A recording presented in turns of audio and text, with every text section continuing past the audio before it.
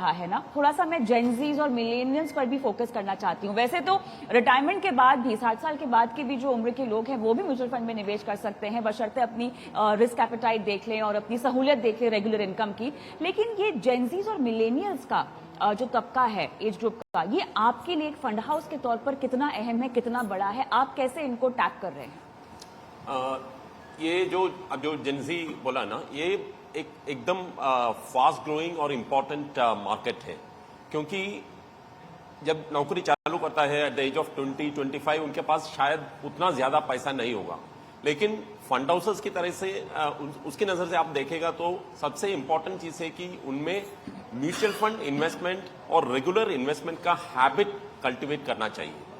जो आदमी 25 साल में इन्वेस्टमेंट का हैबिट कल्टीवेट करता है, वो जो 10 साल 15 साल 20 साल के बाद उनके पास ज्यादा पैसा होगा, जरूर ज्यादा इन्वेस्ट करेगा। तो इंपॉर्टेंट थिंग ये है कि जल्दी करना है, जितना जल्दी हो सकता है उतना जल्दी इन्वेस्टमेंट चालू करना है। और ये भी है कि आजकल अपना भारत का लाइफ एक्सपेक्टेंसी बहुत ज्यादा है, 72 ईयर्स है एवरेज। तो एवरेज एक आदमी 60 साल में या 58 में रिटायर करेगा तो भी उसके आगे का भी 20 साल 30 साल का प्लानिंग करना है। तो ये नहीं है कि 60 साल में लाइफ खत्म होगा, उसके बाद भी 20-30 ईयर्स आपको आपका फाइनेंसेस मैनेज करना है विदाउट डिपेंडिंग ऑन एनीबडी। आपका बच्चों के ऊपर डिपेंड करने बिना आपको मैनेज करना है, तो आपको एकदम लॉन्ग टर्म इन्वेस्टमेंट प्लान करना पड़ेगा। और पैसे का इन्वेस्टमेंट का सबसे बड़ी बात यह है कि आप पैसे को जितना ज्यादा टाइम देता है उतना फायदा आपको मिलेगा, उतना ज्यादा फायदा मिलेगा। तो आप 25 ईयर्स में एज में चालू करेगा तो आपको डेफिनेटली आपका पैसे को ज्यादा टाइम मिलता है उसका ग्रोथ के लिए, तो आपका रिटायरमेंट पोस्ट रिटायरमेंट वगैरह उतना आसान होता है।